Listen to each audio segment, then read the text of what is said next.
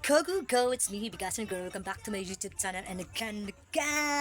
So for this video ay update ko kayo ulit kung anong oras na nga ba ako dumating. So dumating ako dito sa boarding house namin is already magna-9 na kasi wala kaming nakita na wala pong dumaan na tricycle. So naglakad po kami. Then buti na lang po ay sinundo yung kaklase ko at nakakasabay po ako sa tangkal nila.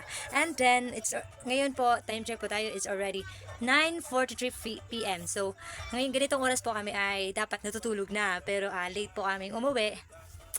Ngayon pong 9, mga 10 po ay gagawin ko ang school work ko po kasi para kinaumagahan po is ready na lang ako pang pumasok. Then yung baby ko is pag ganitong time, ayan po siya, pagising pa, nanonood siya ng Cocomelon. And ako naman is gumagawa na ako ng mga homework ko. So, sorry kasi hindi ko po kayo nadala sa school namin kasi pagdating po kasi sa school, medyo busy po si Bigasan. Hayaan nyo at pag marami kaming bakanting oras ay mag-video pa tayo sa room po namin. So, wag na natin itong patagalin.